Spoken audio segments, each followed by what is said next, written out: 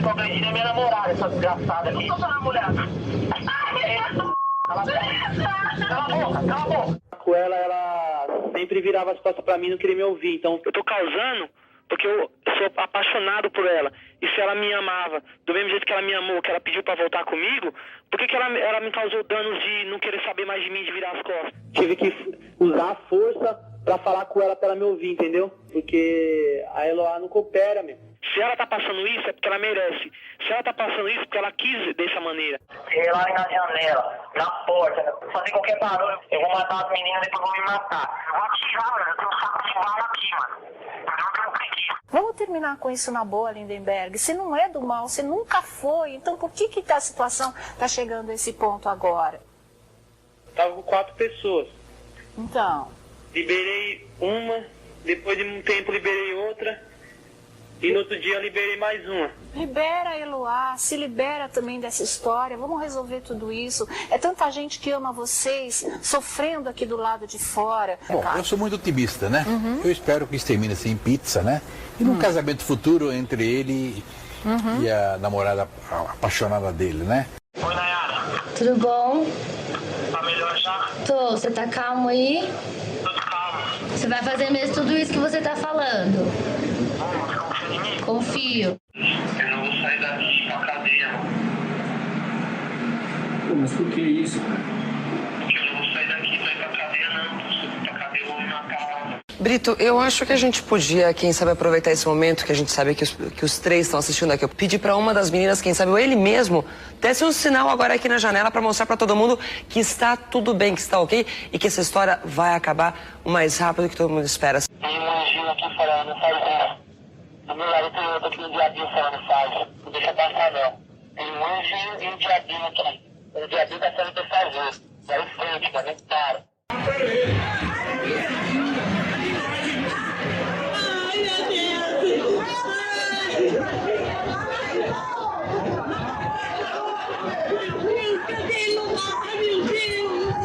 O sequestrador continua no chão e é pisado. Um policial se desespera. A nossa equipe, ela poderia ter agido antes, durante a semana? Poderia. Mas deixamos justamente ele escolher. Ele vai escolher. A Maiara nos passou que ele batia não nela, na Eloá. Tá? Exatamente, porque isso justificaria uma atitude da polícia? Não, justamente pelo risco. Veja bem, justamente pelo risco. Nós não sabemos exatamente se ela já estava ferida, como ela estava. O risco da entrada é um risco calculado. Poderíamos ter dado o tiro de comprometimento, mas eu repito, era um garoto de 22 anos de idade, sem antecedentes criminais, de uma crise amorosa. De acordo com o Hospital Municipal de Santo André, Eloá levou um tiro na cabeça e um na virilha e está sendo operada neste momento. O estado de saúde dela é gravíssimo. Nayara já foi baleada na boca e não corre risco de morte.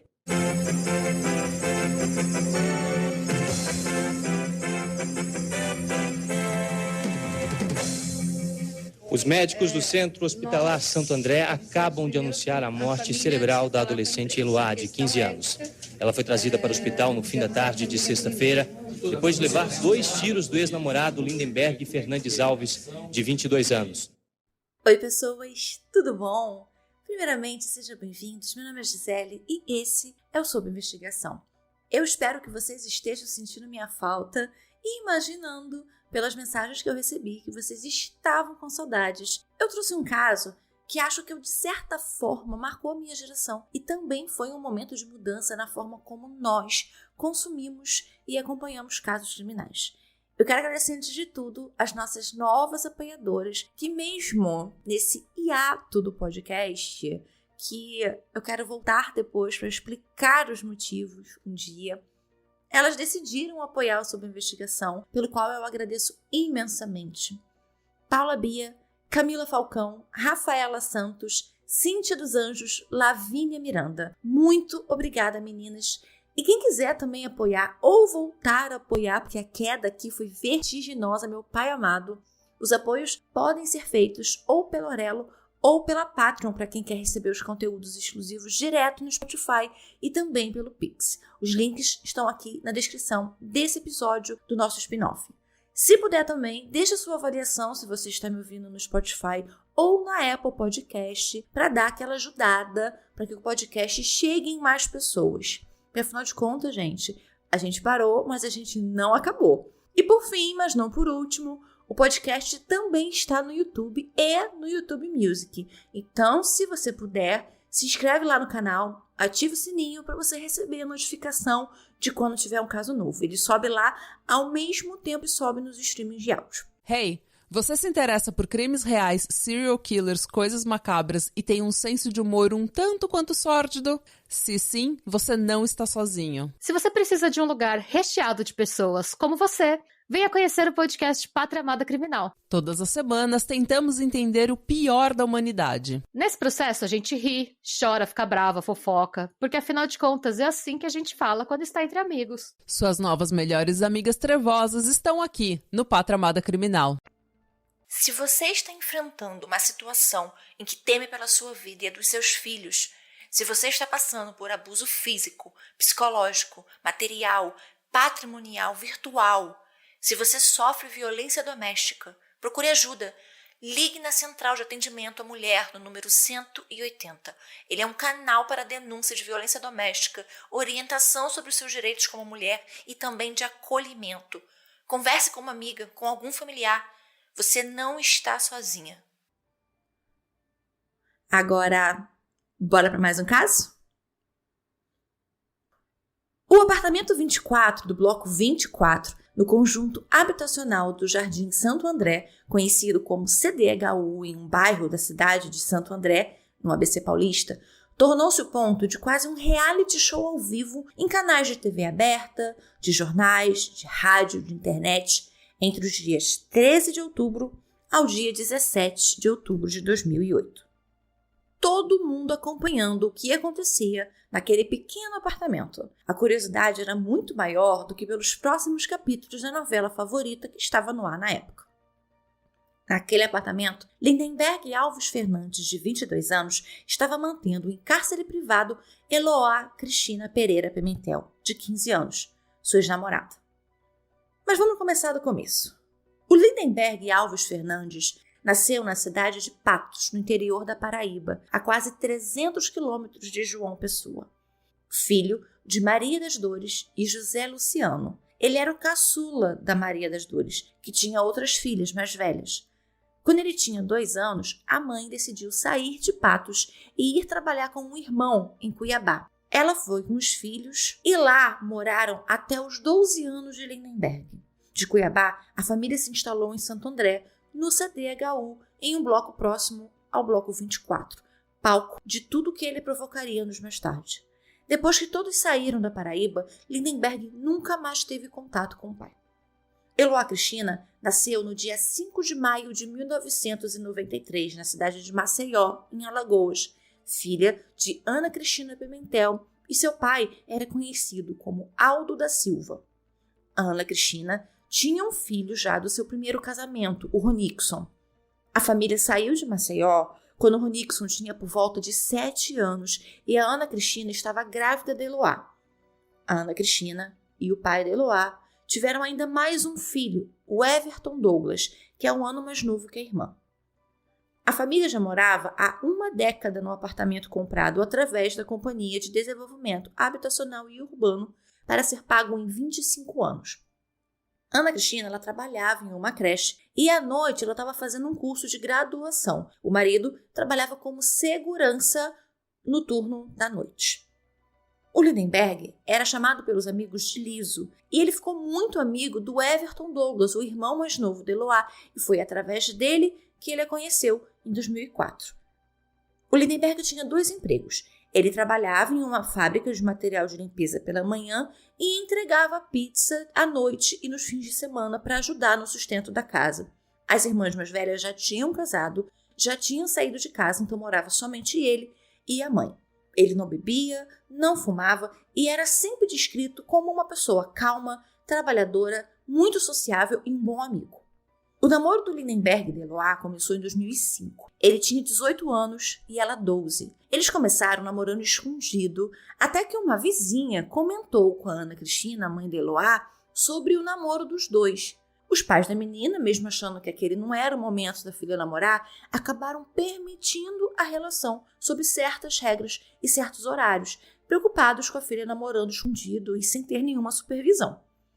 O Lindenberg, então, começa a frequentar a casa da família. Tanto o pai da Eloá quanto o irmão dela, que já era amigo dele, eles criaram uma relação de amizade e se davam muito bem.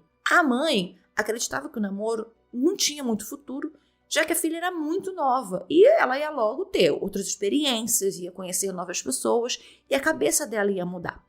A Eloá, ela estudava na Escola Estadual Carlos Antunes, onde ela fazia o primeiro ano do ensino médio. Além da escola, ela também estava fazendo 3 cursos técnicos, de administração, de comércio exterior e um de telemarketing. Mas o sonho dela mesmo, o sonho da vida dela, era ser médica veterinária. Apesar de se gostarem, como pessoas próximas dizem que realmente eles se gostaram muito, a relação começou a ficar conturbada. Eles constantemente brigavam e terminavam.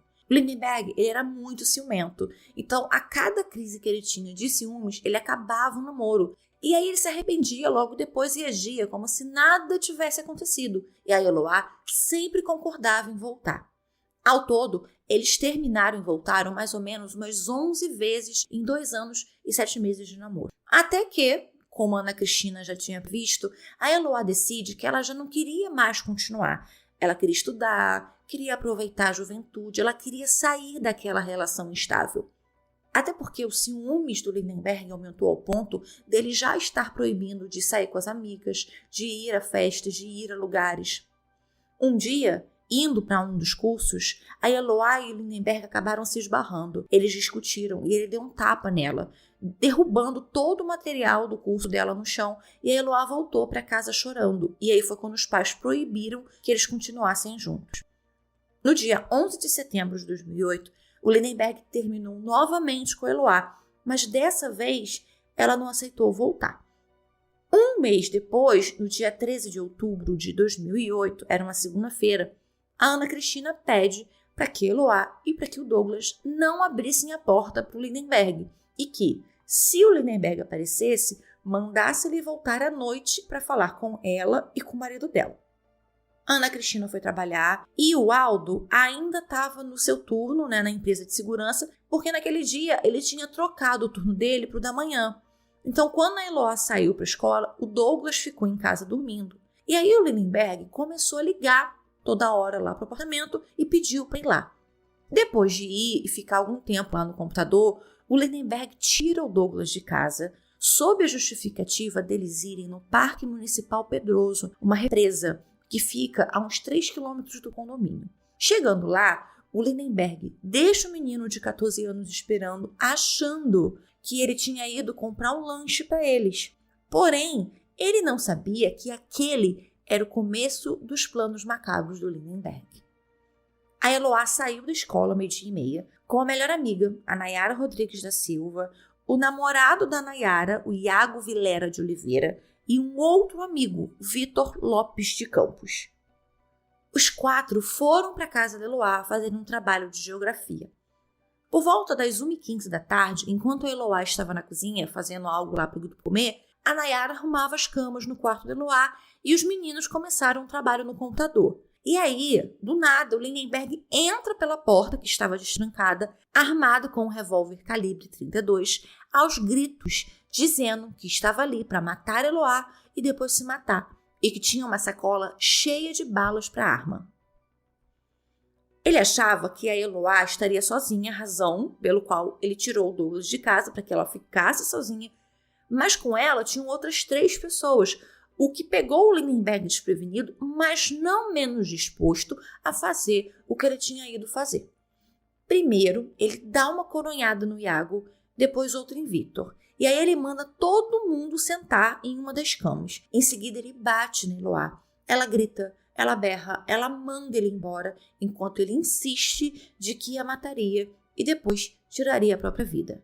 A Eloá, então, muda a abordagem e tenta acalmá-lo, diz que volta com ele. Só que aí o Lindenberg diz que não quer mais ela. Depois de esperar por 40 minutos e nada do Lindenberg voltar, o Douglas decide voltar andando para casa num trajeto que também levava mais ou menos uns 40 minutos. Quando finalmente ele chegou, Ele tocou a campainha, ele bateu na porta, mas ninguém atendeu. A porta estava trancada, ele não tinha a chave. Como ele já tinha mesmo perdido o horário do treino de futebol, não tinha como entrar em casa, ele desceu o térreo do bloco e ficou esperando o pai chegar com a chave. O pai do Vitor, ele tinha tentado falar com o filho pelo celular a tarde toda e, preocupado com a falta de notícia, ele vai até o apartamento. Quando ele bate na porta, o Lindenberg avisa que estava lá dentro com os 4, armado, e aí ele ameaça atirar. O homem resolve, então, pedir ajuda a uma viatura da Força Tática do 41º Batalhão. O Aldo e o Douglas, juntos, sobem para casa. Quando o Aldo coloca a chave na porta e começa a girar, o Lindenberg grita de dentro do apartamento que ele gostava muito do ex-sogro, mas que se ele virasse a maçaneta, ele ia atirar para matar. Enquanto o Douglas e o pai desciam as escadas, a polícia subia. Um dos PMs, o 3º sargento Atos Antônio Valeriano, tenta conversar com o Lindenberg e entender o que estava acontecendo. E aí, com raiva, o Lindenberg atira na direção dos policiais militares. Então, eles, preocupados, acionam um reforço e aí a área do bloco 24 é cercada pela polícia. Isso já era noite do dia 13 de outubro. Começava um dos sequestros e negociações mais longos do Brasil e, sem sombra de dúvidas, o mais televisionado. O primeiro a ser libertado do sequestro é o Vitor. Depois de passar mal e de chegar a desmaiar, a pedido da Nayara e da Eloá, o Lindenberg aceita soltar o menino e ele manda que o Vitor saia rápido e sem olhar para trás. Do lado de fora do CDHU já se via uma movimentação da imprensa e de diversas viaturas policiais. Então, logo que o Vitor sai, o Lindenberg atira do basculante do banheiro na direção da polícia. Dentro do apartamento, ele pega o celular da Eloá e vê uma troca de mensagens entre ela e um outro menino da escola chamado Felipe. E aí aquilo despertou nele um ódio que ele atirou fora do apartamento mais uma vez. Quase no fim daquela mesma noite, o Lindenberg solta o Iago. O GAT é um grupo da Polícia Militar de São Paulo e ele atua em situações de alto risco, em situações de reféns, de desarmamento de bomba, em casos de terrorismo e também em casos de incursão em local de alto risco. Então, à noite do dia 13, o GAT entra em operação no local às 11 da noite, liderados pelo capitão Adriano Giovannini, que já estava há 13 anos no GAT, e eles se instalam em um colégio ali perto. O Lindenberg, em tom de ordem, pede a mãe de Eloá lá. Até aquele momento, a Ana Cristina estava na faculdade, não tinha noção do que estava acontecendo. Então, a polícia vai até a faculdade para buscá-la. 30 minutos depois, ela chega e conversa com o Lindenberg ao celular. E ele repete as mesmas ameaças, de que ele ia matar Eloá, ia se matar, e ele diz que avisou a ela que ia fazer uma besteira e só permite que ela troque 2 frases com a Nayara, não que ela fale com a filha. A Ana Cristina, claro, se desespera com a possibilidade de nunca mais ver a filha viva. Como a casa estava com a despensa cheia, porque a compra do mês tinha acabado de ser feita, o medo de todo mundo era de que aquilo tudo poderia demorar muito tempo. O Lindenberg amarra a Nayara na cama do casal, na cama dos pais de Eloá, e depois amarra a Eloá na sala. Era a primeira noite do sequestro. No dia seguinte, ele troca as duas de lugar e volta a bater em Eloá enquanto pede para ela o beijar, e cada vez que ela nega, ele bate mais forte. 2 irmãs dele vão para perto do apartamento, a Francismar e a Lindomar, acompanhadas de Eduardo Lopes, um advogado, para tentar negociar a rendição do irmão. A primeira aparição dele acontece 7h30 da manhã, encapuzado. A Eloá aparece de jaqueta preta na frente do Lindenberg e depois ele aparece com a Nayara vestindo uma blusa rosinha clara. Já eram mais de 70 policiais na operação, equipes de TV com entradas ao vivo, equipe de rádio, vizinho, curioso. Tudo o que acontecia, ou se achava que acontecia, era noticiado em tempo real. O contato entre a equipe de negociação e o Lindenberg era feito por celular, e por ele, o Lindenberg falou com os pais de Nayara, prometendo a eles que a soltaria. O clima tenso dentro do apartamento não era nada bom. O Lindenberg culpava a Nayara, a quem as pessoas chamavam de Barbie, pelo fim do namoro com Eloá. Ele a culpava por encorajar a amiga a não voltar com ele. Do lado de fora, a intenção do GAT era vencer pelo cansaço. deixá-lo tão cansado a ponto dele se entregar. A família de Eloá e a de Lindenberg ficavam em apartamentos de vizinhos com vistas para a janela do apartamento 24. Em entrevista, uma das irmãs dele chegou a dizer, abre aspas aqui, ele vai ser preso e ela vai ficar por aí desfilando. Fecha aspas. Nesse mesmo dia, 14 de outubro, ele atira no computador e dá um outro tiro pelo basculante do banheiro.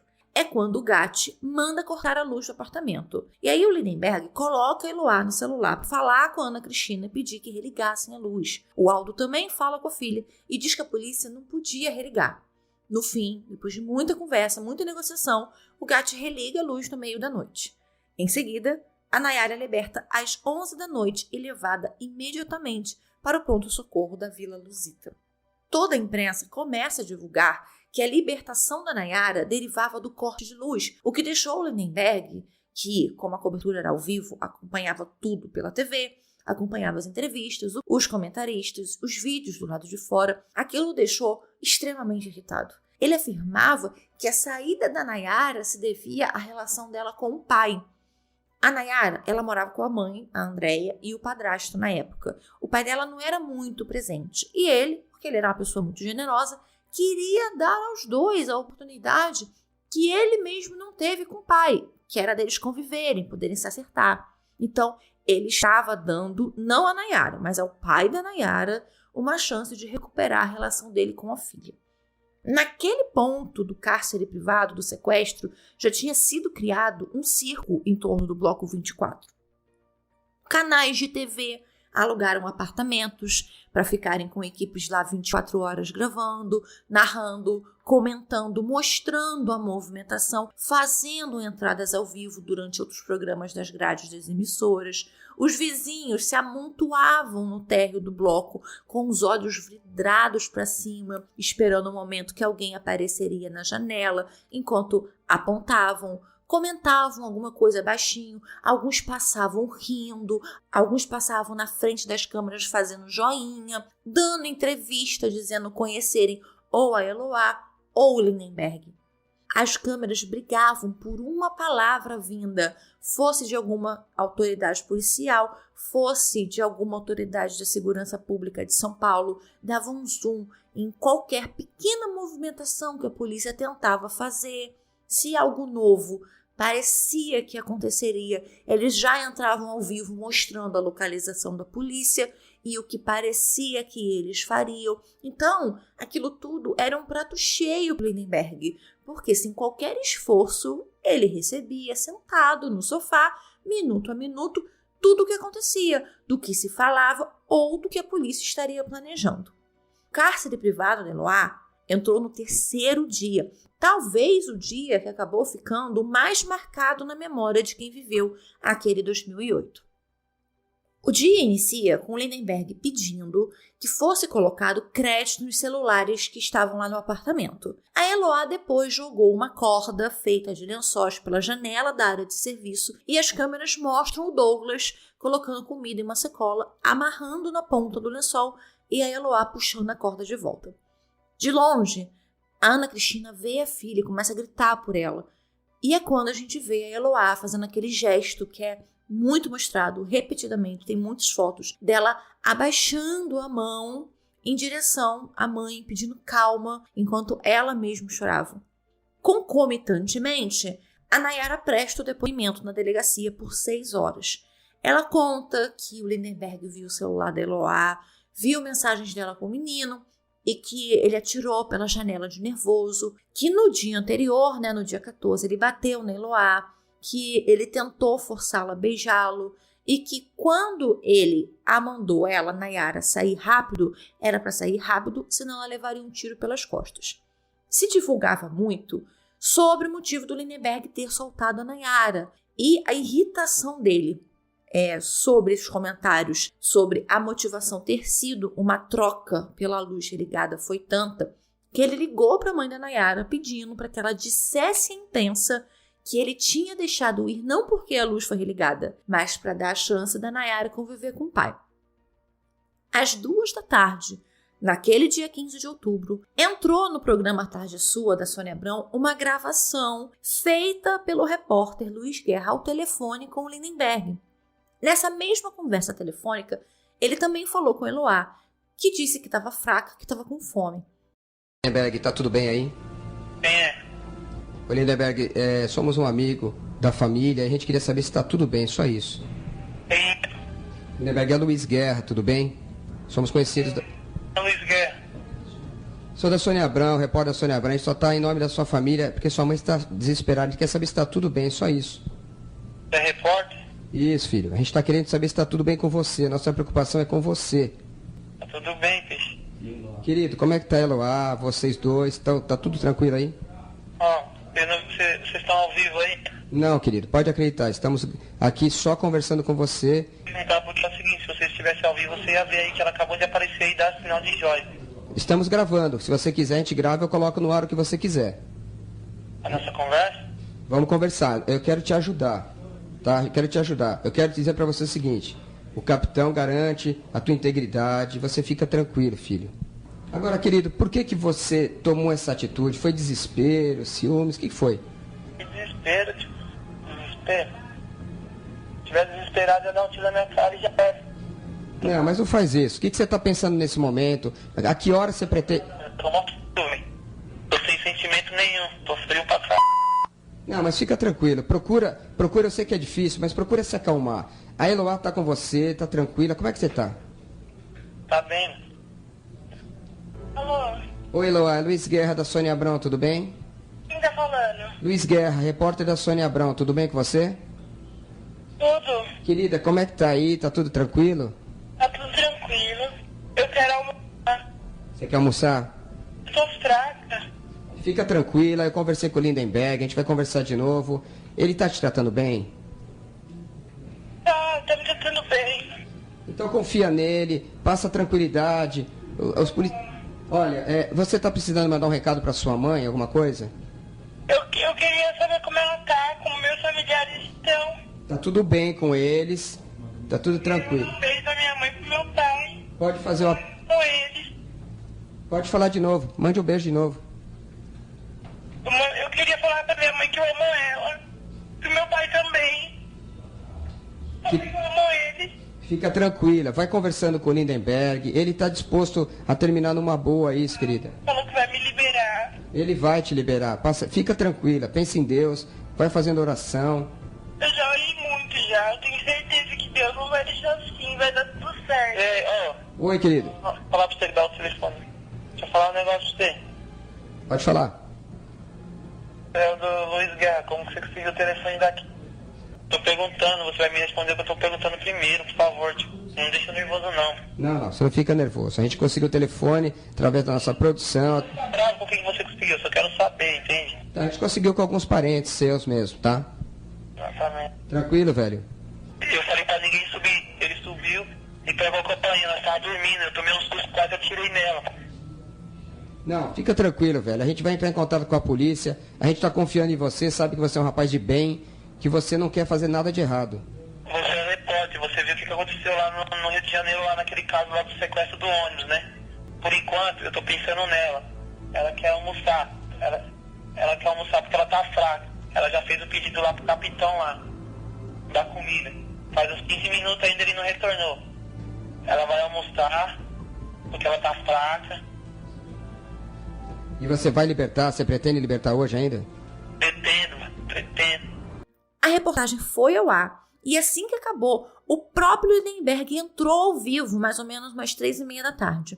E aí ele conta que ele se emocionou com a história da Nayara, porque ele não teve um pai presente. Conta que a Eloá tinha tentado tirar a arma dele e a arma acabou disparando. E que ele estava muito preocupado que pensassem que ele era um bandido, um criminoso, que ele afirmava não ser. Enquanto a ligação caiu e voltou várias vezes, a Sônia Abrão fez o papel de negociadora. Ela fala com ele em um tom quase de pena e pede atitude, faz questionamentos. Ela tenta sozinha convencê-lo ao vivo a acabar com o sequestro.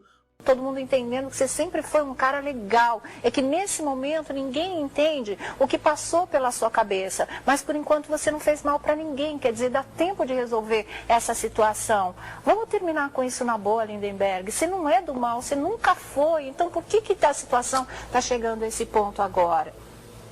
Tava com 4 pessoas. Então. Liberei uma, depois de um tempo liberei outra. E no outro dia eu liberei mais uma. Libera, Eloá, se libera também dessa história, vamos resolver tudo isso. É tanta gente que ama vocês, sofrendo aqui do lado de fora. Você sofrendo aí, porque isso aí deve estar uma tensão total. A menina fraca, você mesmo pediu ajuda para ela, pediu comida para ela. Você disse que não quer mais saber dela, então vamos botar um ponto final direito nisso. Todo mundo sai são e salvo dessa história.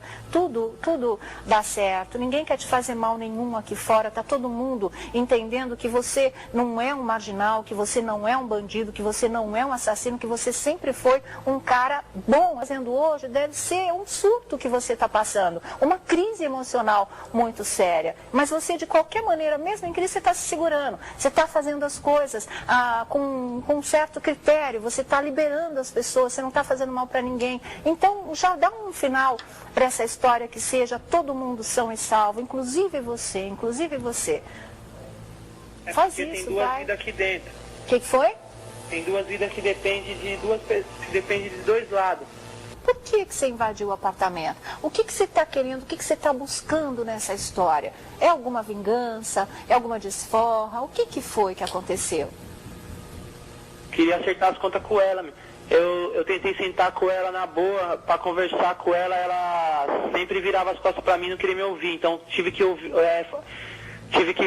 usar a força pra falar com ela, pra ela me ouvir, entendeu? Alô? Alô, Eloá? Alô? Oi, é a Sônia Abrão. Hoje você conversou com o Luiz Guerra, com o nosso repórter. Nós estamos ao vivo. Esse tempo todo, você está vendo, o Lindenberg está conversando com a gente. E a gente queria que você falasse novamente para o Brasil inteiro, para as pessoas entenderem que você está bem, não é, na medida do possível. O Lindenberg está falando que você agora está cooperando, você está mais tranquila, você comeu. Você já almoçou, não é? Já almocei, já. Tá se sentindo melhor? A voz tá mais forte agora.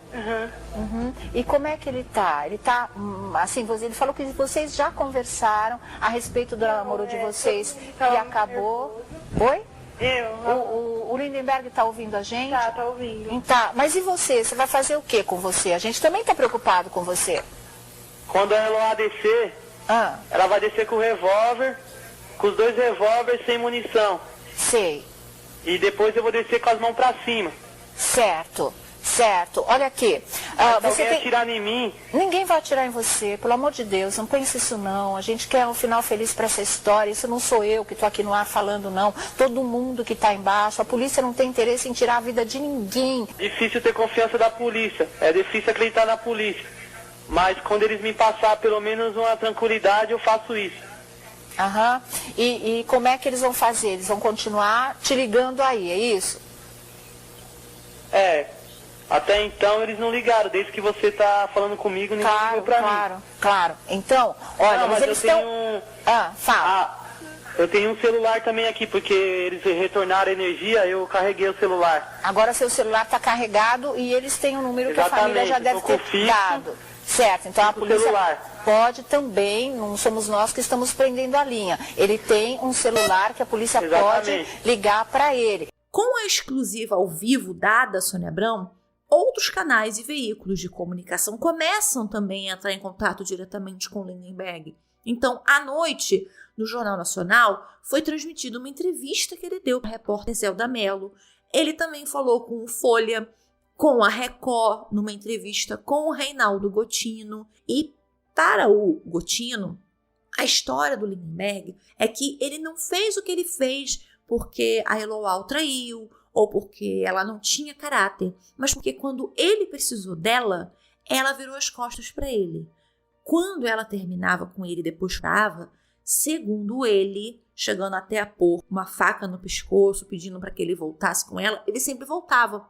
Mas quando ele terminou e ele quis voltar, ela não quis. Você tá arrependido de ter feito isso ou não? Cara, ainda não bateu sentimento em mim não. Por enquanto eu tô frio. Qualquer besteira que fizerem, mano, eu e minha mina vai pro vou querer depois que eu me entregar, apoio, mano. Porque eu não sou essa pessoa que todo mundo tá pensando que eu sou, não, pô. Não quero apodrecer na cadeia, não.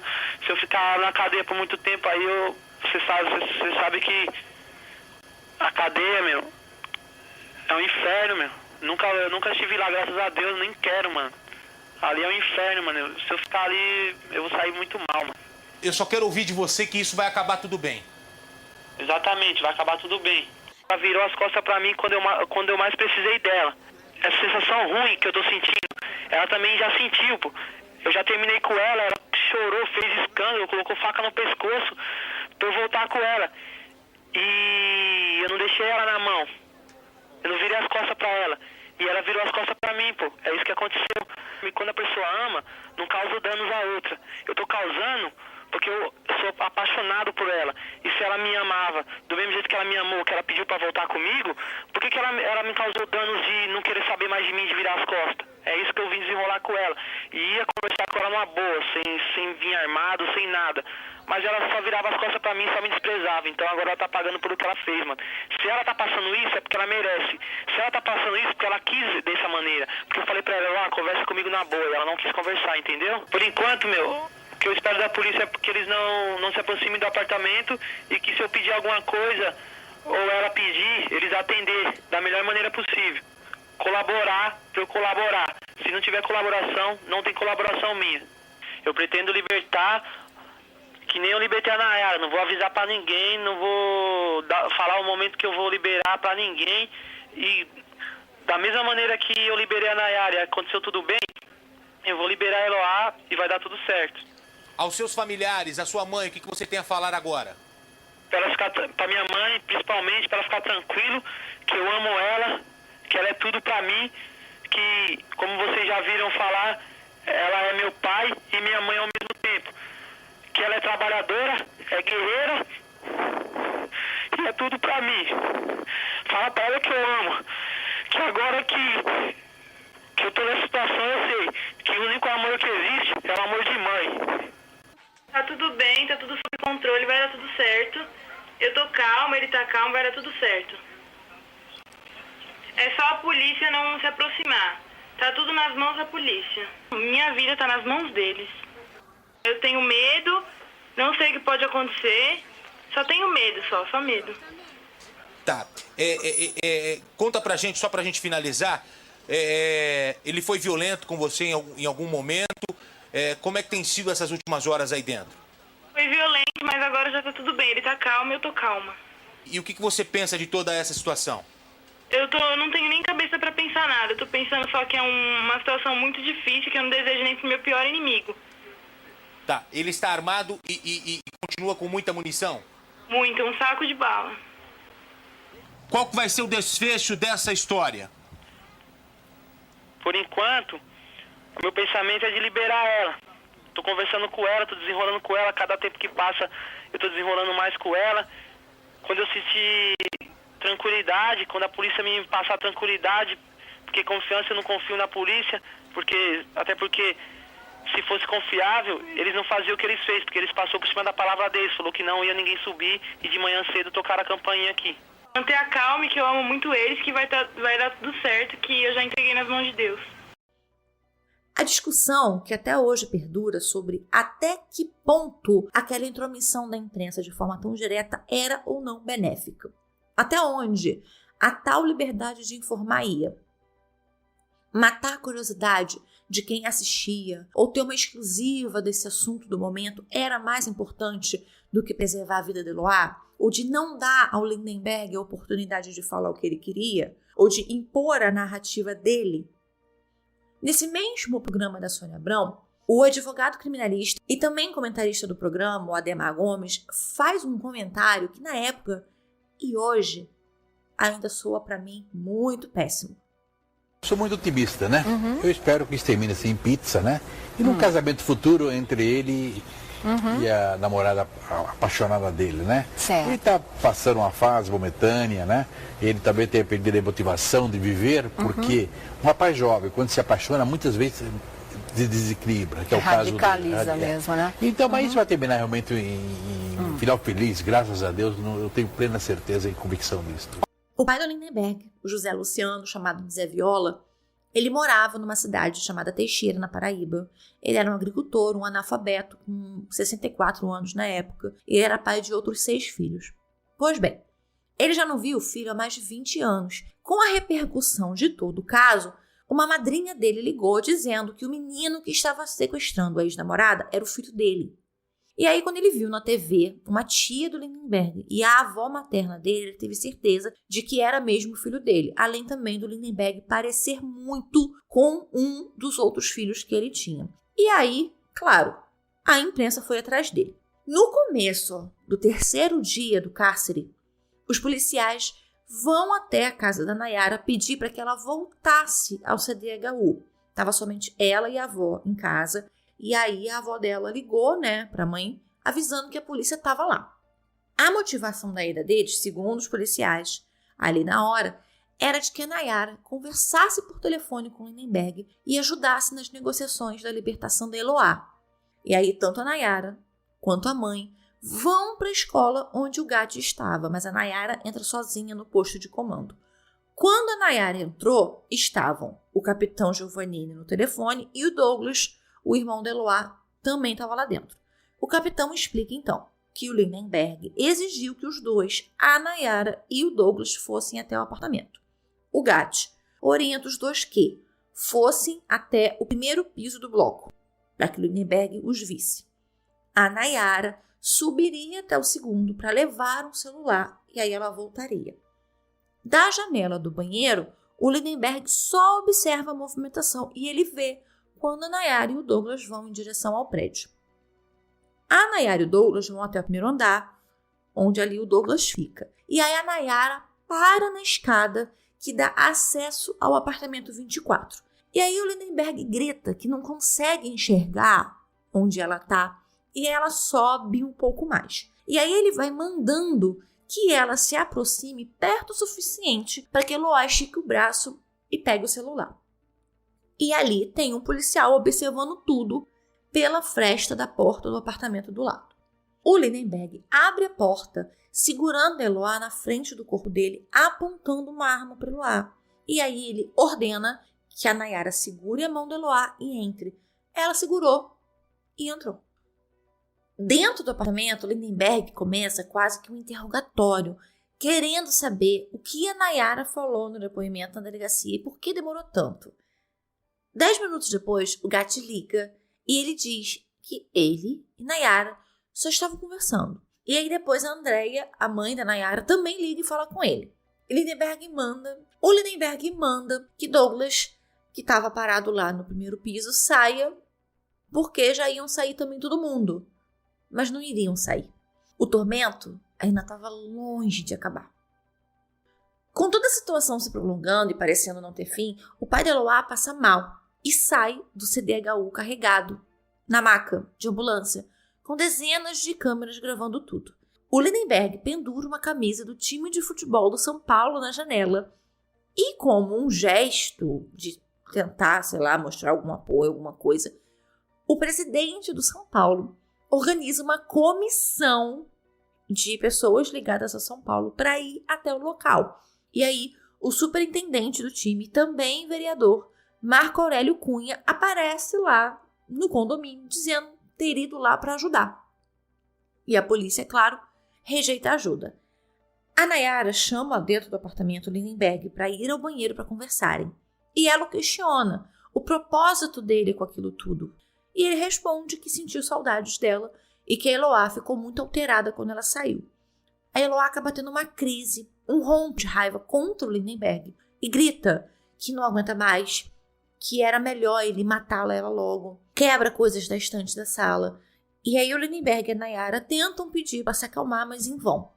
Ele então pega a Nayara pelo pescoço e aponta a arma na cabeça dela, ameaçando atirar. A Eloá, ela só se acalma quando Lindenberg dá 2 tapas no rosto da sua melhor amiga. Entra mais uma noite. Já se passava de 80 horas do início do sequestro. Representantes do Conselho Tutelar e de organizações de direitos humanos vão até o condomínio entender com a polícia quem permitiu a volta da Nayara, sendo ela menor de idade. No dia seguinte, 17 de outubro de 2008 à tarde, o Lindenberg efetua um novo disparo. Ele exigia dos policiais um juiz que não permitisse que ele fosse preso, o que era impossível. Então, depois de muita negociação, ele aceita falar com o promotor e com o advogado que as irmãs haviam conseguido. Então, enquanto ele falava com o promotor de justiça e também assessor de direitos humanos do Ministério Público de São Paulo, o Dr. Augusto Eduardo de Souza Rossini, e com o advogado, o Eduardo Lopes, ele também atendia ligações de emissoras de TV e pedia que elas filmassem o documento que o promotor faria. Esse documento era uma garantia de que a integridade física dele seria preservada. E ele pede que o advogado leve esse documento até ele pessoalmente. Mas depois do ocorrido com a Nayara, a polícia não permitiu. Então o documento é colocado em um saco e puxado pela corda de lençóis. A Nayara lê o documento em voz alta para o Lindenberg. E aí fica um clima de apreensão para saber o que ele faria em seguida. Ele tinha com ele 2 armas, a Taurus, que ele levou, e uma carabina do pai da Eloá, que ele encontrou escondida. A Eloá se senta no sofá com a Nayara, ele se senta no sofá da outra parede.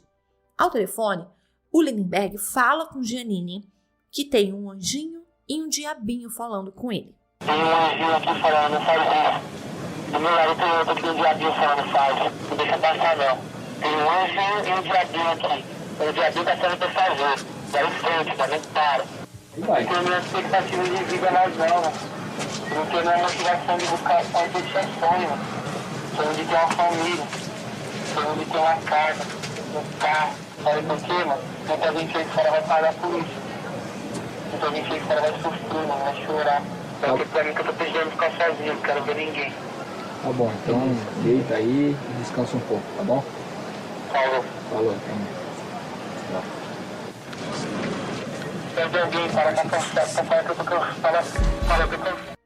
A Nayara se deita no colchão, na frente do sofá, e a Eloá permanece sentada. O Lindenberg levanta e põe uma mesa na porta da sala. As duas se deitam no sofá, uma à direita e a outra à esquerda. Anoitece e, sem que ninguém esperasse, exatamente às 6h05 da noite, houve-se uma explosão e muita fumaça na porta do apartamento. Pessoas dizem ter ouvido os gritos de Eloá. A Nayara, na hora, pega um edredom e se cobre, e aí ela ouve 2 barulhos e sente um calor no rosto. Os policiais gritam, ordenando Lindenberg a se render, a entregar as armas e atiram nele com bala de borracha. Pelo lado de fora, policiais sobem de escada pela janela da área de serviço. Um policial é visto, filmado, subindo as escadas com uma maca, mas volta quando um outro desce com a Eloá em um lençol. No térreo, ela é posta numa maca e acompanhada por um médico direto para uma unidade de suporte avançado. Ao vivo, a Nayara chega ao Hospital Municipal de Santo André às 6h20 da noite e atrás logo chega a Eloá, já sob ventilação artificial. Ambas seguem para o centro cirúrgico do hospital. Eduardo Félix, o comandante da tropa de choque, dá entrevista dizendo que a equipe ouviu um tiro, entrou no apartamento, acertou uma bala de borracha no Lindenberg, mas a Eloá já tinha sido atingida por tiros, um na cabeça e outro na virilha, talvez dados antes da invasão. E que a Nayara tinha se machucado ou na explosão, ou ela poderia ter sido pisada naquela confusão. Com o fim do sequestro, que aliás foi muito confuso, as equipes de TV que estavam acampadas lá no CDHU desde o dia 13 são coagidas por criminosos ali da área a saírem de lá o mais rápido possível. Naquela noite, um assessor de imprensa do governador José Serra e o próprio governador José Serra chegaram a confirmar que Eloá estava morta.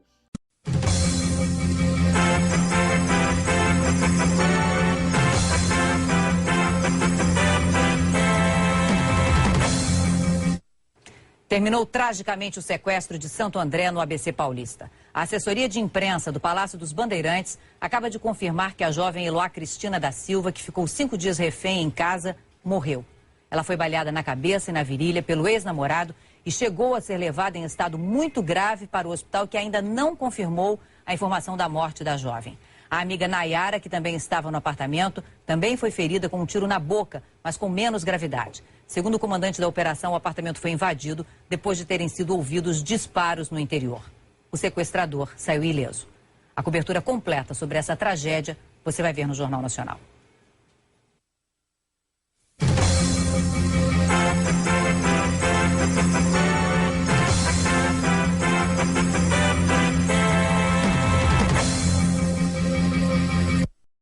Às 7h40 da noite, o SPTV deu a informação repassada pela assessoria de imprensa do governo. Prontamente, a assessoria emitiu uma nota pedindo desculpas pelo erro e dizendo que a Eloá estava viva, mas em estado grave passando por cirurgia.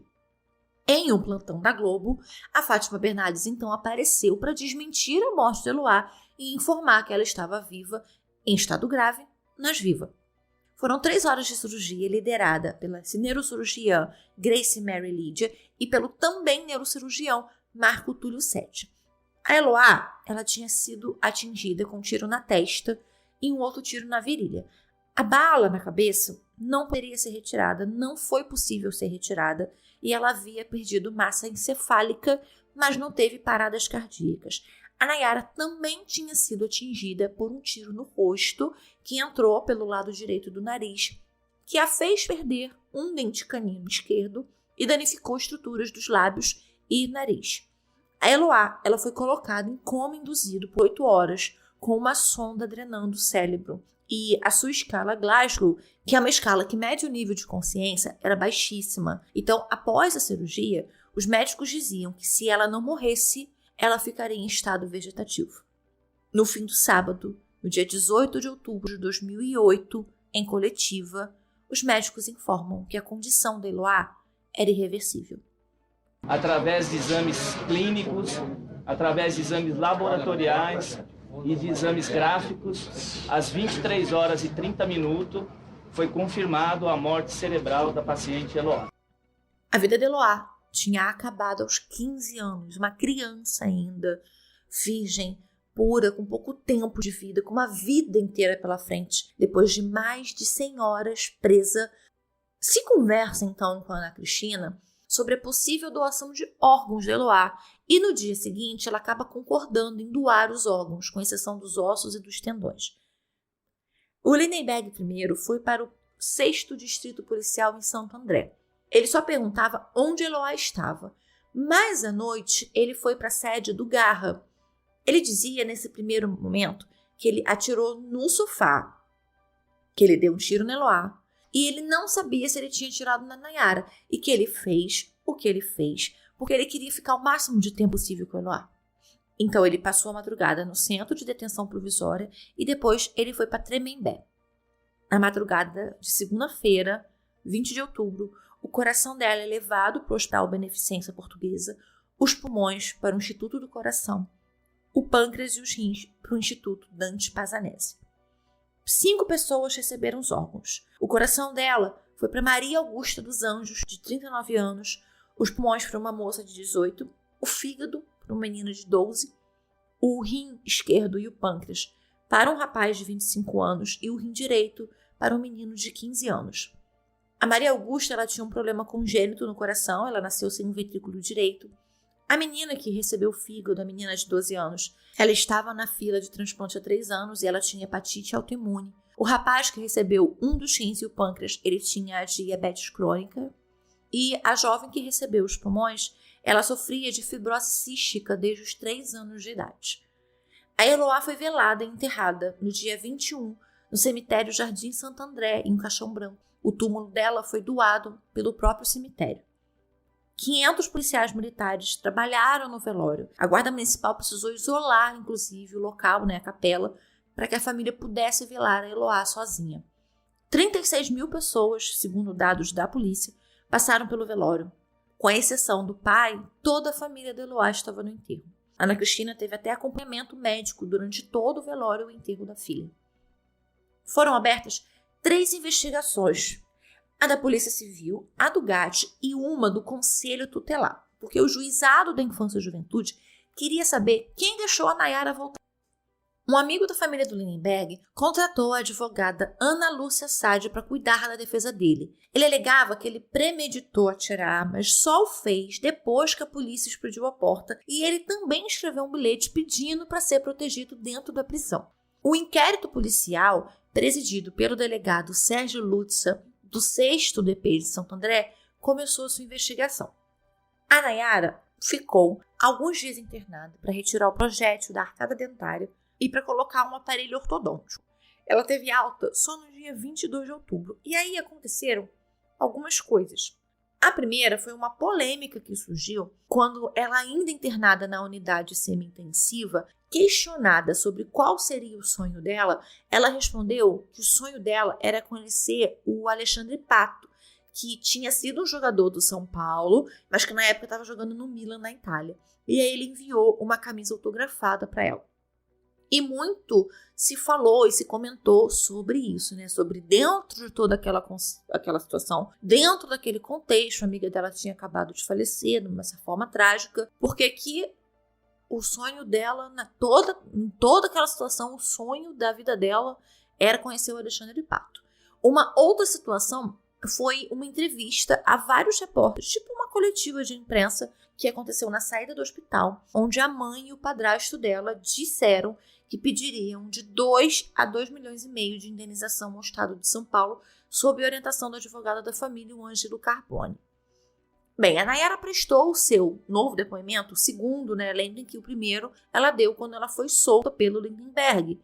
Então, ela deu esse segundo depoimento ainda estando internada no Centro Hospitalar de Santo André. E ela afirmava categoricamente, como ela continuou fazendo, que o Lindenberg não atirou antes da explosão na porta provocada pelo GAT. Ela ouviu a explosão, se jogou no colchão da sala e ela viu o Lindenberg atirar para cima e depois ouviu mais 3 tiros enquanto a polícia forçava a porta. E esse ponto específico era importante. Por quê? Porque o GAT alegava que só invadiu o apartamento porque ouviu tiros. Havia vizinhos que diziam ter ouvido os tiros, outros que diziam que não ouviram nada. Os primeiros exames periciais no local apontavam que não houve tiros antes da invasão. E aí eles verificaram imagens de televisão, coletaram cápsulas que ficaram no apartamento, fotografaram e viram vestígios de raspão de bala nas paredes. A Rede Globo chegou a enviar à polícia uma versão estendida da gravação de minutos antes da explosão, onde só se ouvem tiros após o barulho da porta sendo explodida. A Rede Globo encaminhou ao perito independente, Ricardo Molina, uma gravação mais prolongada do que aquele que já tinha analisado. Aquela era de uma câmera ligada 70 segundos antes da explosão da porta. A gravação analisada hoje foi iniciada 12 minutos antes. Esta outra câmera estava ligada 12 minutos antes do início da ação.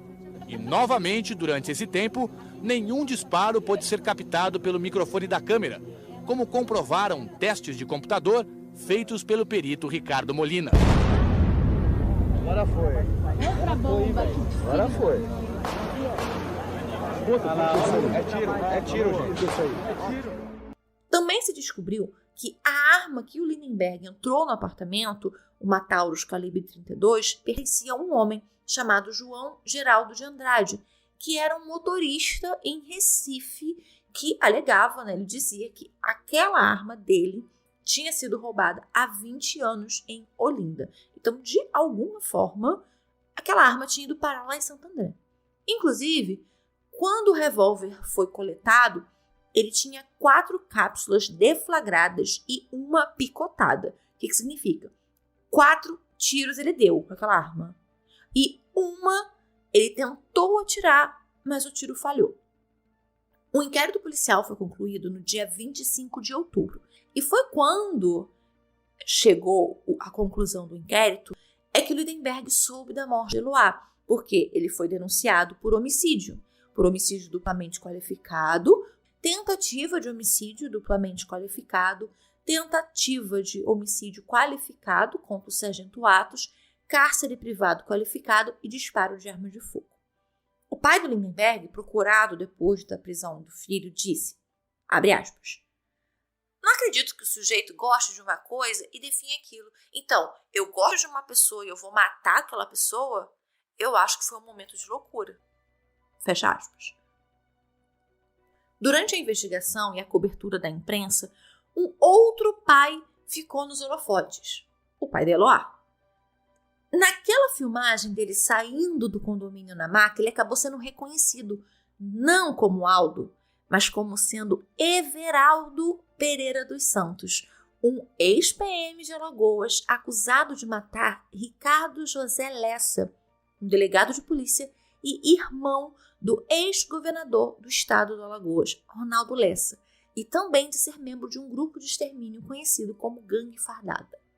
O agora identificado Everaldo falou que era um cabo, que fazia segurança do Ricardo Lessa sim, mas que a morte do Ricardo foi planejada por um grupo formado pela Secretaria de Segurança do Estado, por fazendeiros e pelo coronel Manuel Cavalcante, que foi responsável por contratar policiais de Pernambuco para matar a ele, Everaldo, já que ele e outros também descobriram um plano de matar o Ricardo Lessa e que ele fugiu para não morrer.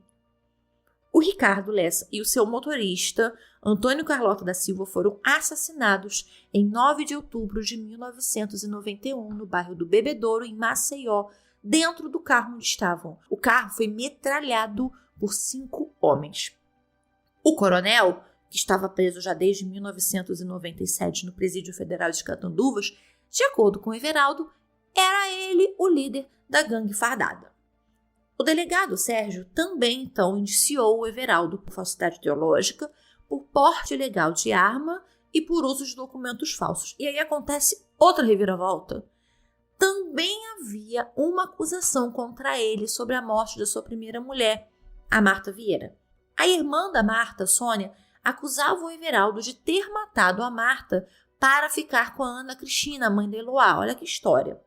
De acordo com a Sônia, o Everaldo começou um caso com a Ana Cristina enquanto ele ainda era casado. A Marta trabalhava em um canavial em Alagoas e parece que um dia ele foi levar o almoço dela. E aí o corpo da Marta foi encontrado no dia seguinte, esquartejado e com a marmita posta bem do lado. Uma equipe da polícia do Maceió foi para São Paulo para tentar prender o Everaldo, porque ele estava lá com um mandado de prisão e estava foragido da polícia em Alagoas. Só que ele já tinha fugido de São Paulo também. Através de um advogado, o Everaldo propunha colaborar com a polícia em troca de um relaxamento da prisão. Mesmo foragido e apesar de usar o nome de Aldo, ele também trabalhava como segurança, usando esse nome, a polícia em Alagoas afirmava que ele continuava recebendo uma pensão da Polícia Militar de Alagoas. Com tudo isso acontecendo, ainda estava muito aceso o debate sobre os motivos do Gatti não ter atirado no Lindenberg nas vezes em que ele apareceu sozinho na janela. Eram comentaristas de programas, especialistas convidados, eram aquelas senhoras que gostam de ficar com a sua cadeira na porta em casa, conversando com a vizinha, enquanto olham ali o movimento da rua. Todo mundo tinha uma opinião, todo mundo tinha uma crítica, uma certeza do que deveria ou do que não deveria ter sido feito. O que o comando do Gatti justificava era que o Lindenberg era só um rapaz, sem antecedentes e que estava psicologicamente abalado, o que eles não consideravam suficiente para tentar atirar nele. O juiz José Carlos de França Carvalho Neto aceitou a denúncia do promotor Antônio Nobre Folgado contra o Lindenberg Alves no fim de outubro. Ele foi denunciado por homicídio duplamente qualificado, 2 tentativas de homicídio qualificado, que é um crime cometido para execução de um outro crime, 5 cárceres privados, disparo de arma de fogo, porte ilegal de armas e receptação de arma e munição. Com a denúncia aceita, foi marcada uma reprodução simulada no local para o dia 19 de novembro em 3 etapas, com uma equipe de perícia com 2 desenhistas, 4 peritos, um legista e um fotógrafo. O Douglas, o Iago e o Vitor participaram da reprodução. A Nayara também participou em 2 etapas. Na primeira etapa, em que era aqui o Lindenberg entra até a saída dela, e a segunda etapa, que é quando ela volta. A Ana Cristina, ela foi afastada do trabalho pelo INSS, recebendo uma pensão de R$ 265 que era um pouco mais da metade de um salário mínimo, que na época, em 2008, o salário mínimo era R$ 415. O filho dela mais velho, o Ronixon, que morava aqui no Rio, ele era militar e ele ganhava um salário mínimo. Então era ele que ficou ajudando a mãe financeiramente depois que tudo isso aconteceu. Ela pediu ao governo do estado de São Paulo para trocar de lugar onde ela morava e o governo trocou o apartamento dela por uma casa de 5 cômodos no mesmo bairro.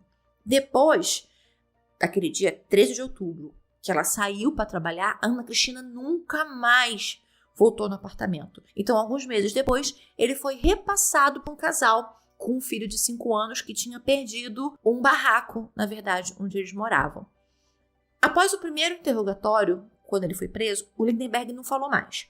Então, na audiência de instrução, em janeiro de 2009, ele também permaneceu em silêncio, ouvindo as 14 testemunhas arroladas, 9 da defesa e 5 da acusação. E aí tinha lá o sargento, o Valeriano, a Nayara, o Douglas, o Vitor, o Iago, todo mundo. Em Tremembé, onde ele ficou no mesmo pavilhão dos Cravinhos, ele recebia visita das 2 irmãs.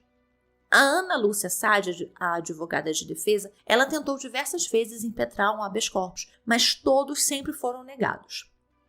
O Everaldo, ele foi julgado e condenado à revelia em 7 de novembro de 2009. O juiz foi o Geraldo Amorim, o promotor foi o José Antônio Malta Marques e o Everaldo foi defendido pelo advogado Gilvan de Lisboa.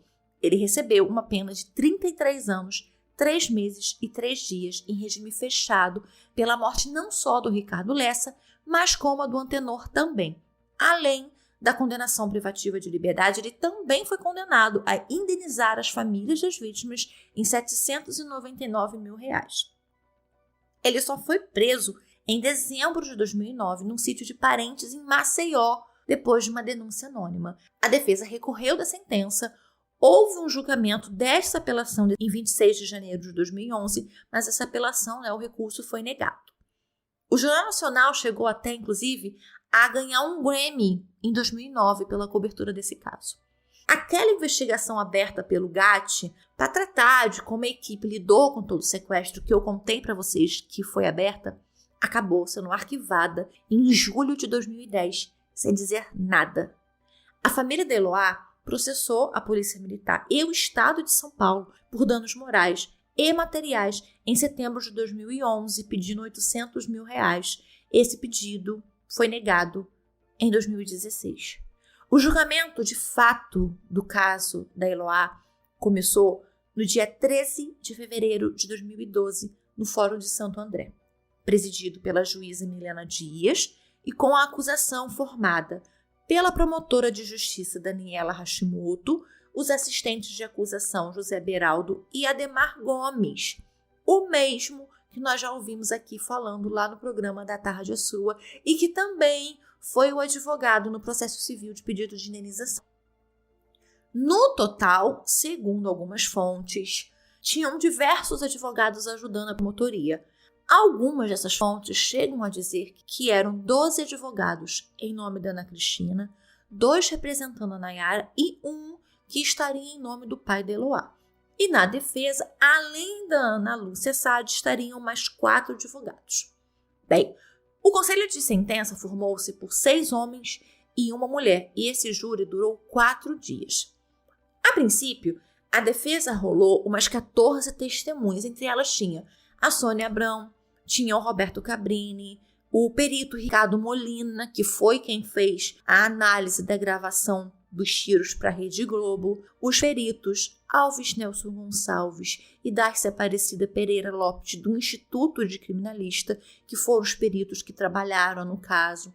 Eles também arrolaram o Reinaldo Gotino, o Márcio Campos, que foi um jornalista, que trabalhava na Band na época, inclusive escreveu um livro sobre o caso, que eu li para escrever este roteiro, e também o jornalista Rodrigo Hidalgo.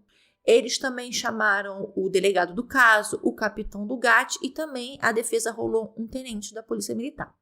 No primeiro dia, foram ouvidos o Vitor, o Iago, o sargento Atos e a Nayara. E foi até um dia muito tumultuado, porque logo no começo a defesa pediu para trocar algumas testemunhas, como, por exemplo, os peritos, pela mãe e o irmão mais novo de Eloá. O primeiro depoimento dado no julgamento foi o da Nayara. Ela narrou como conheceu a Eloá na escola, que foi naquele mesmo ano. Ela conheceu a Eloá no começo de 2008, quando a Eloá já estava namorando o Lindenberg. Ela contou que a Eloá nunca falou sobre ele ser agressivo, mas que eles terminavam e voltavam muitas vezes, que depois que a Eloá tinha dito que não voltaria mais para ele, o comportamento do Lindenberg mudou, chegando a agredir a Eloá em um ponto de ônibus, que foi aquela agressão que eu falei para vocês, e que ele costumava buscá-la na escola de moto. E que naquele dia 13, mais cedo, ela viu o Lindenberg com Douglas no terminal de ônibus, em uma pastelaria, conversando. Ela também contou que eles decidiram fazer o trabalho na saída da escola e que a Eloá sugeriu deles fazerem na casa dela. Contou a forma com a qual o Lindenberg entrou na casa, como ele amarrou as duas, e também disse novamente que só ouviu tiros após o barulho de explosão na porta. Tanto o Iago quanto o Vitor contaram basicamente a mesma história, sobre terem ido juntos andando até o terminal de ônibus, sobre eles terem sim visto o Douglas na pastelaria perto de uma moto, mas eles não lembravam de ter visto ele com o Lindenberg, e sobre também como o Lindenberg depois invadiu o apartamento apontando a arma. O segundo dia foi de depoimentos da família da Eloá e de outras testemunhas. Então, primeiro foi o irmão mais velho dela, depois o irmão mais novo. A Ana Cristina ela chegou a ir para o plenário se apresentar para falar que a defesa tinha pedido a troca de testemunhas por ela, só que aí no último momento a mesma defesa decidiu dispensá-la. Os jornalistas, o Rodrigo Hidalgo e o Márcio Campos, depuseram e depois o delegado do caso e o capitão Giovannini Dugatti. O terceiro dia era o mais aguardado, porque era o dia em que o Lindenberg falaria, depois daquele tempo todo em silêncio. A versão dele era que a Eloá estaria flertando com o menino da escola e teria ficado com esse menino umas 2 vezes. E aquilo, ele declarava também que ele não premeditou nada. Ele não fez tudo de caso pensado, que ele foi para o apartamento sem saber que tinham outras pessoas e que lá o Vitor confirmou que ele tinha dado uns beijos na Eloá. Ele também pediu desculpas para Ana Cristina. Sobre a arma, ele disse que ele tinha comprado 20 dias antes, depois de começar a receber ameaças de morte por telefone, mas não explicou de quem poderia ser e por que ele estaria sendo ameaçado, e que ele só levou a arma para o apartamento para assustar, e depois ele usou também para poder fazer Eloá parar de fazer o que ele chamou de barraco, porque quando ele perguntou sobre o Vitor, ele deu um tiro só porque ela começou a gritar que ela não tinha ficado com ninguém. E aí os outros tiros ele deu, mas foi só para manter a polícia longe. Quando a polícia chegou lá, assim que ele entrou, ele ficou desesperado, sem saber o que fazer. Então, e também ele falou que ele atirou na Eloá, mas ele não atirou para matar. Ele atirou porque achou que ela ia pegar a arma dele, porque ela levantou e para ele, quando ela levantou, ela poderia desarmá-lo. A defesa alegava que não houve cárcere privado, não houve sequestro, porque o Lindenberg pediu para os meninos saírem, mas eles não saíram porque eles não quiseram. Eles não quiseram sair, eles não quiseram deixar a Eloá lá. Ela chegou, inclusive, a Ana Lúcia, a se referir ao cárcere privado, à situação do sequestro, não como um sequestro, mas como um período de estadia daquelas pessoas. Também disse que o Lindenberg e a Eloá tinham reatado no namoro, 5 dias antes daquilo tudo, mas que eles estavam ali mantendo em segredo. O Lindenberg também falou que durante aqueles 5 dias eles ouviam música, eles conversavam, que a Eloá fez um pavê até para eles. Então que para ele, às vezes, parecia até que eles estavam ali numa brincadeira. A linha defensiva era qual? Eliminar as acusações de cárcere privado e tentar diminuir o que o Lindenberg fez ao culpabilizar a atuação da imprensa e da polícia no caso.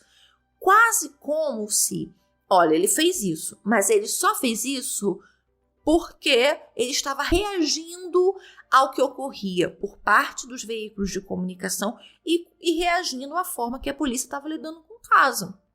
Como todo caso já tinha sido, claro, o julgamento não ia ser menos midiático. E a resposta da população para a advogada dele de defesa não foi das melhores. Ela foi muito hostilizada durante todo o processo, durante todo o julgamento. Mas é claro, né, gente, ela também não deu vida mole nem para o Ministério Público, nem para a acusação como um todo, né? As fontes relatam que ela brigou, que ela ofendeu a juíza, ela ofendeu a promotora, ela gritou, ela foi irônica.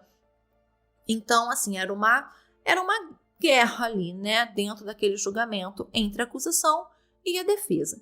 O último dia, ele foi reservado para os debates, depois a réplica e a tréplica. Os jurados receberam 12 quesitos, que nada mais é do que perguntas, né, que os jurados respondem com sim ou não, somente sim ou não. E aí, esses quesitos, eles falam sobre a materialidade do crime, sobre a autoria, sobre os atenuantes, os agravantes, as qualificadoras, sobre tudo isso. Os quesitos, nesse caso, eram relacionados a Eloá, a Nayara, ao sargento Atos, ao cárcere privado da Nayara, ao segundo cárcere também privado da Nayara, ao cárcere do Vitor, ao cárcere do Iago e aos disparos que ele fez durante aqueles dias. Alguns eram assim, eu não vou botar todos, não vou falar para vocês todos, mas eu vou ler para vocês alguns desses quesitos para vocês entenderem o contexto da acusação, para vocês entenderem como é que são feitos, como é que são configurados e para vocês entenderem como são organizados esses quesitos. Primeiro quesito, em relação à vítima Eloá. A vítima sofreu disparo de arma de fogo que causou sua morte. Foi o réu Lindenberg quem efetuou os disparos. Lindenberg agiu por imprudência. O jurado absolve o réu. O réu agiu por motivo torpe, a vingança. O crime foi praticado mediante recurso que dificultou a defesa da vítima. Segundo quesito, em relação a Nayara.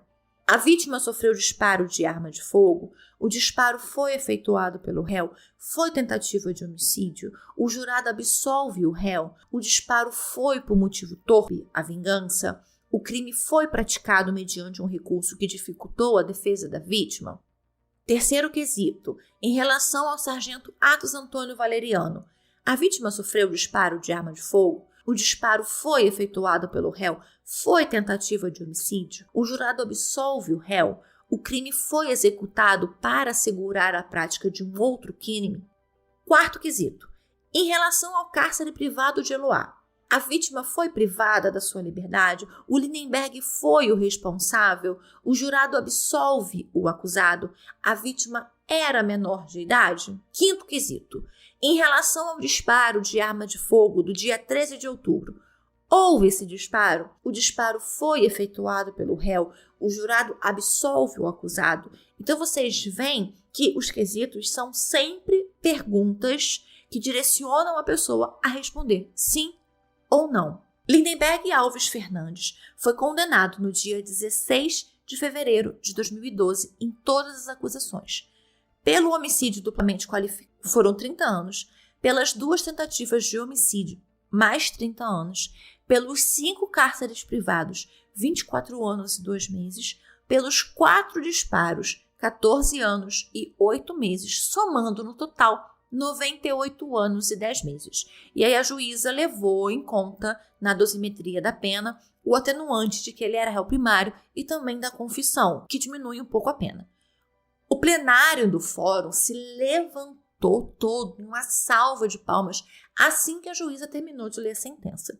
Então, ele voltou para Tremembé, Lindenberg, a famosa penitenciária. A gente tem uma foto, que eu já falei sobre ela, essa foto é muito famosa, onde o Lindenberg aparece junto do Alexandre Nardoni, do Gil Rugai, do Misael Bispo, do Christian Cravinhos e do Guilherme Longo, que recentemente foi condenado pelo assassinato do enteado Joaquim. O fato curioso, que eu acho que eu não comentei ainda aqui com vocês, é que essa foto, ela foi tirada enquanto eles estavam esperando para dar uma entrevista. Eles estavam esperando para dar uma entrevista para o autor do livro Diário de Tremembé, o Presídio dos Famosos, que é o Assir Filó.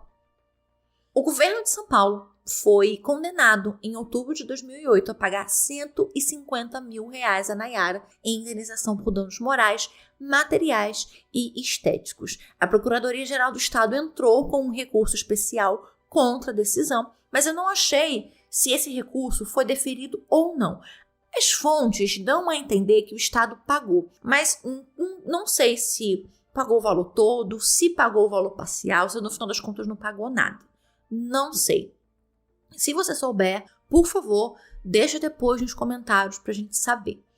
A Nayara, pelas últimas informações, cursou e se formou em engenharia, leva uma vida bem discreta e ela não falou mais sobre o caso. A Ana Cristina, em outras entrevistas que ela deu depois, ela falou que, inclusive, a última vez que ela falou com a Nayara foi nesse julgamento. Depois, elas não se falaram mais.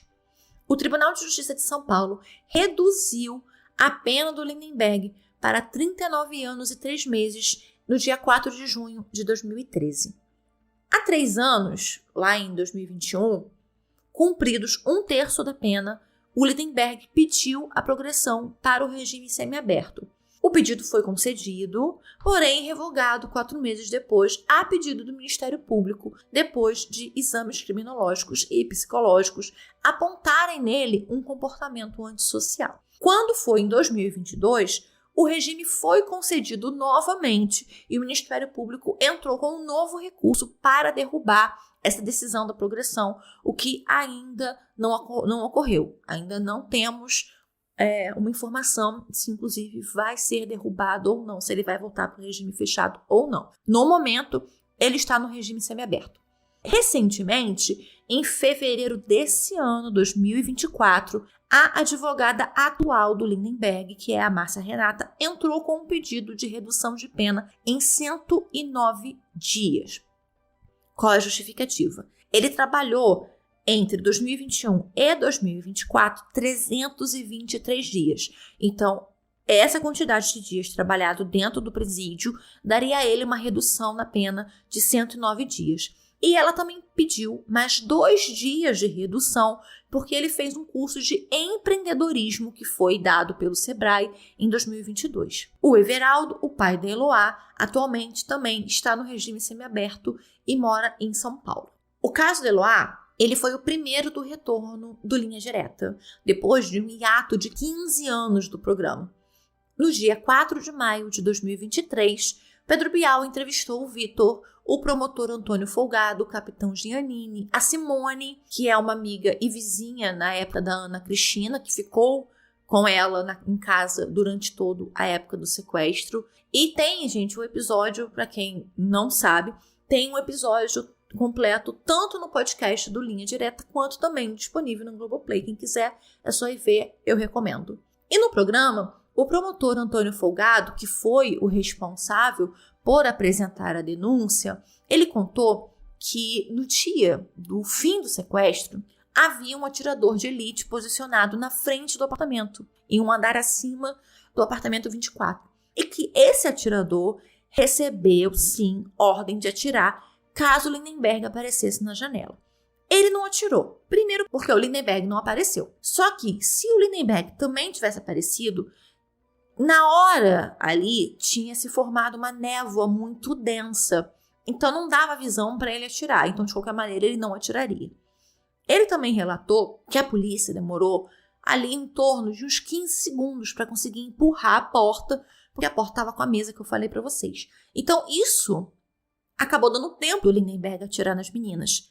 Ele também disse que antes da porta cair, um policial do GAT apontou uma espingarda calibre 12 municiada com bala de borracha e atirou, como o coronel Eduardo Félix já tinha falado. Só que, o que o promotor fala? Que a bala não atingiu o Lindenberg. A bala atingiu a parede ao lado do Lindenberg. E que o Lindenberg já tinha dado 3 tiros e só não deu mais, porque a arma tinha ficado sem munição. E também foi citado no programa o resultado do exame pericial que foi feito para saber a trajetória do tiro que matou a Eloá, e a trajetória tinha sido de cima para baixo e de uma curta distância.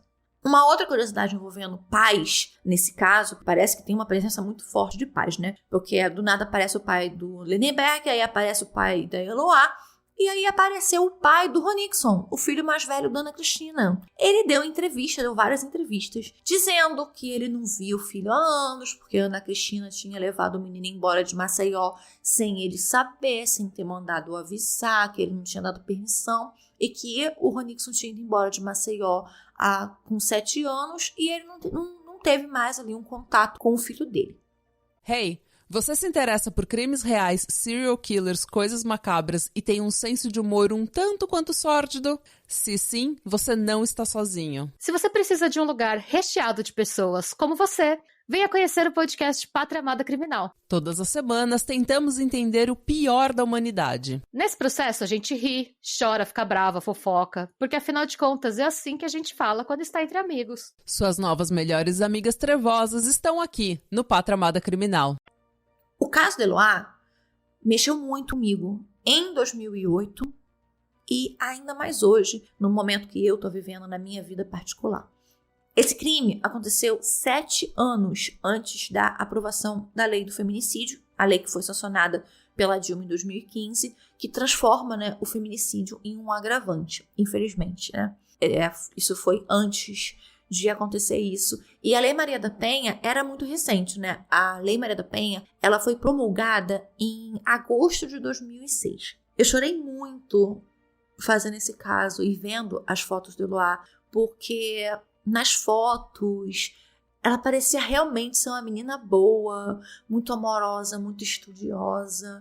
Era só uma adolescente de 15 anos, sabe? E eu tenho certeza que a Eloá tinha uma vida inteira pela frente, poderia ter sido uma vida maravilhosa e uma vida que o Lindenberg ainda está tendo a chance de ter. Todo esse caso levantou questões que eu acho que até hoje não foram superadas, como a espetacularização dos casos de crime, a busca pelo furo de reportagem, pela entrevista exclusiva, pela foto perfeita sobre quem vai ser o primeiro a dar notícia ou quem vai ser o primeiro a descobrir um fato novo, quem vai ser aquele que vai entrevistar alguém da família, alguém conhecido.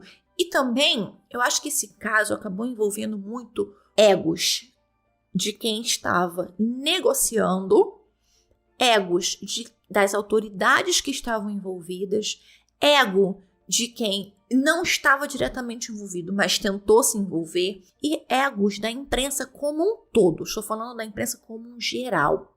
E isso, tudo que aconteceu no caso da Eloá, não acabou com esses questionamentos, porque até hoje é uma crítica que é muito repetida a quem trabalha com conteúdo como esses de crimes reais, como eu mesmo trabalho com conteúdos de crimes reais. Até onde você vai para ser o primeiro a fazer um vídeo, por exemplo, sobre o caso que acabou de acontecer, antes mesmo de você saber o que realmente está acontecendo? Você checa as informações, as pessoas checam as informações. A gente tem o cuidado de se questionar se deve expor o nome da vítima ou não, se deve dizer o nome ou não do suposto agressor ou do suspeito. E tem sempre um questionamento, não só moral, como jurídico também. Porque é mesmo todo mundo inocente até que se prove o contrário? Existe mesmo, as pessoas respeitam, é respeitado a presunção de inocência, como está escrito tanto na Constituição como no Código Penal? Ou a pessoa é culpada, mesmo que se prove inocente, a partir do momento que o nome dela surge? É um limite que eu acho que a gente ainda ultrapassa muito rápido quando acontece um caso que toma a proporção que esse caso tomou. Eu acho que a diferença de hoje, 2024, para 2008, está na condução.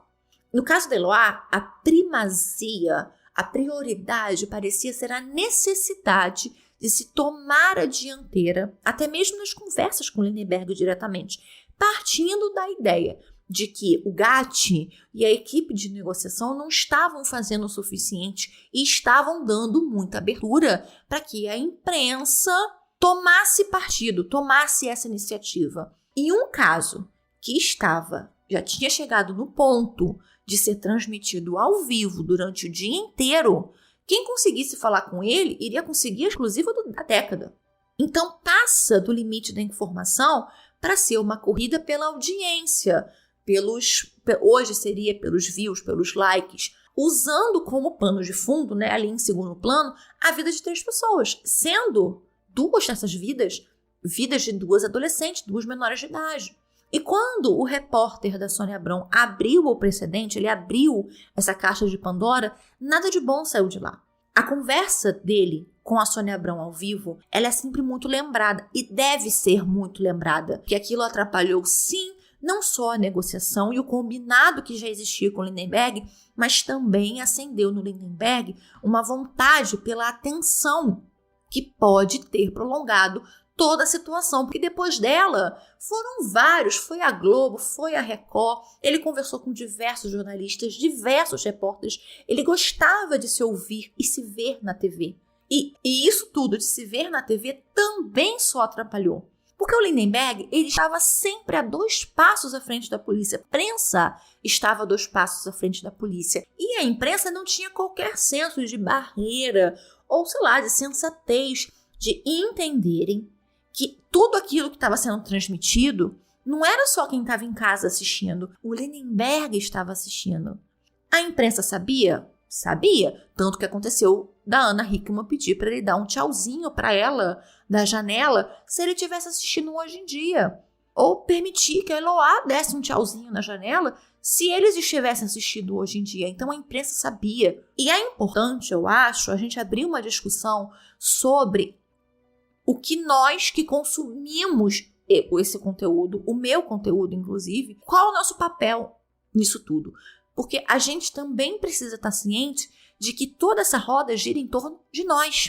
Sem ter quem esteja sentado em casa, fazendo ali sua faxina, ou indo trabalhar, ou malhando.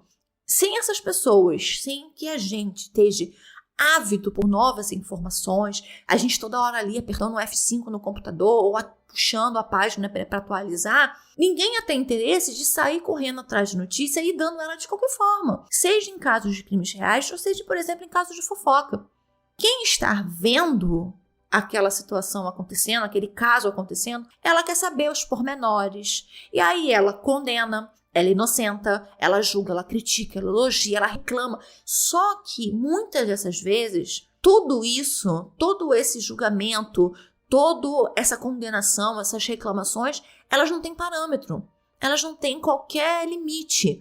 Às vezes até não tem um julgamento moral mais apurado para entender a hora de parar, para entender até que ponto a gente deve acusar alguém sem provas, até aonde a gente tem que ficar dando chama e dando combustível para que a imprensa continue indo atrás incessantemente de uma cobertura exclusiva para que ela nos dê uma notícia bombástica, uma notícia em primeira mão, as pessoas querem saber.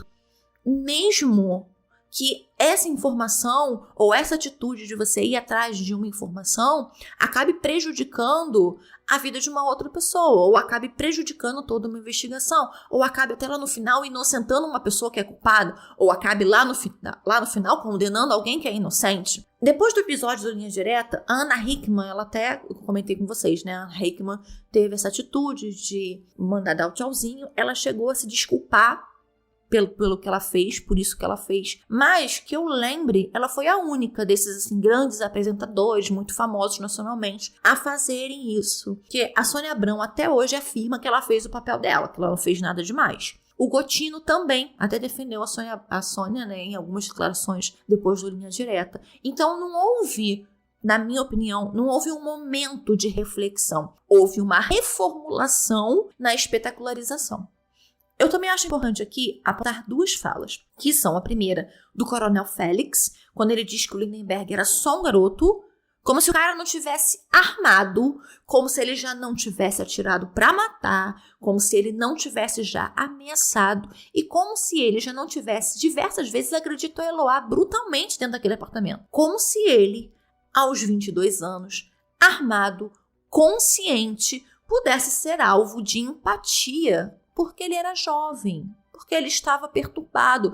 E a Eloá, que só tinha 15 anos e era a vítima, ela era a vítima, ela não merecia o mesmo tratamento, porque afinal, todo discurso, seja da polícia, seja da imprensa, era sempre voltado para o Lindenberg, o que acabou, sim, tornando a negociação muito permissiva. Só que era permissiva com ele, satisfazendo os desejos dele, inflando o ego dele, ao ponto de ser menos uma negociação pela vida de Eloá e mais uma conversa sobre as emoções do Lindenberg, sobre como deixar o Lindenberg feliz, como o Lindenberg deixar ele tranquilo, como falar de um menino que era tão legal, que era tão bom amigo, que era tão parceiro, de repente tomou essa atitude no calor da emoção. Claro que a gente imagina que em uma negociação de reféns, principalmente, ninguém quer que o sequestrador saia matando todo mundo.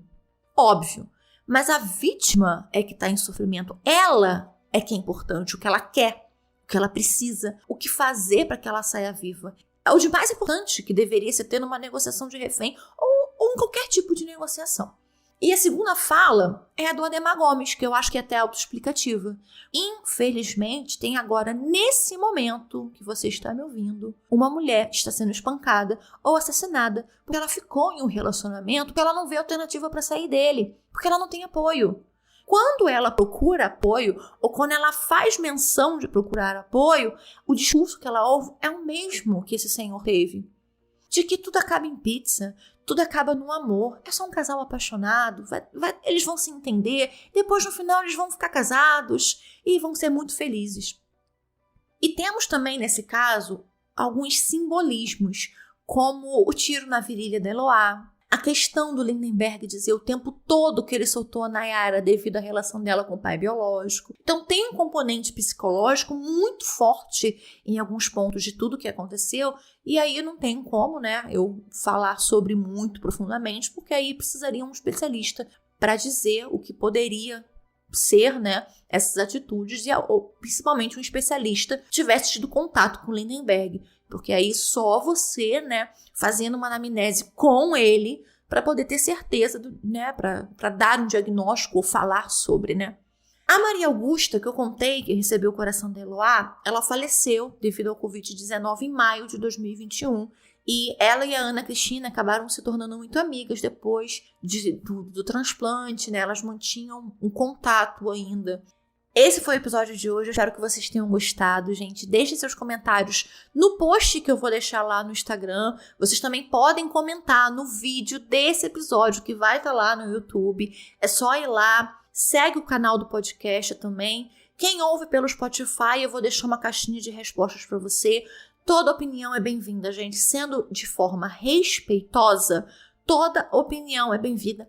Mesmo que seja divergente de mim, afinal de contas, a gente não cria senso crítico se a gente não ouve opiniões diferentes da gente, né? A gente não pode achar que a gente vai melhorar ou que a gente vai entender outros pontos de vista se a gente não estiver aberto para ouvir opiniões divergentes da nossa. E eu sou super aberta para ouvir vocês, afinal de contas, esse podcast é feito para você. Então eu quero saber o que você acha disso tudo, o que você que consome true crime, o que você entende como as coisas são, como os conteúdos são criados, o que você acha que é muito legal, o que você acha que não é. Então, me conta, até mesmo pra mim, gente. Eu mesma sou uma criadora de conteúdos de true crime e eu acho legal, de vez em quando, a gente parar e ouvir o que vocês que acompanham acham legal, acham que passa do ponto um pouco, que poderia ser feito de uma certa forma ou de outra forma. Afinal de contas, o conteúdo do true crime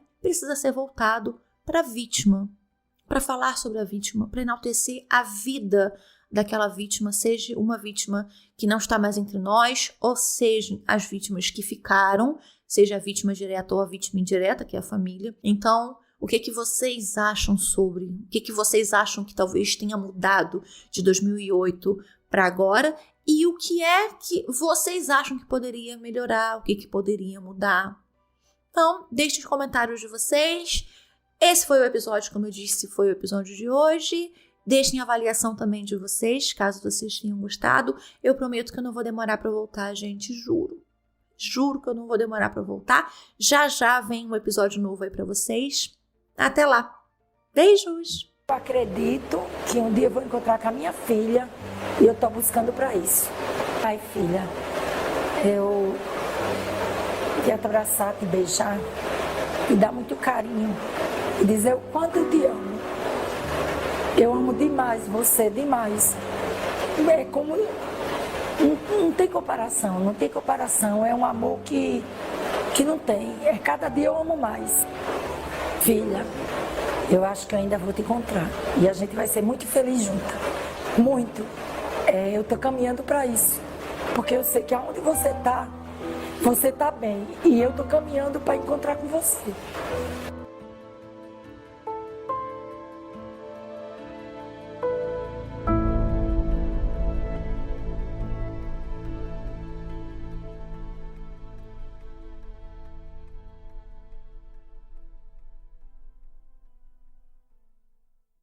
Hey, você se interessa por crimes reais, serial killers, coisas macabras e tem um senso de humor um tanto quanto sórdido? Se sim, você não está sozinho. Se você precisa de um lugar recheado de pessoas como você, venha conhecer o podcast Pátria Amada Criminal. Todas as semanas tentamos entender o pior da humanidade. Nesse processo a gente ri, chora, fica brava, fofoca, porque afinal de contas é assim que a gente fala quando está entre amigos. Suas novas melhores amigas trevosas estão aqui no Pátria Amada Criminal.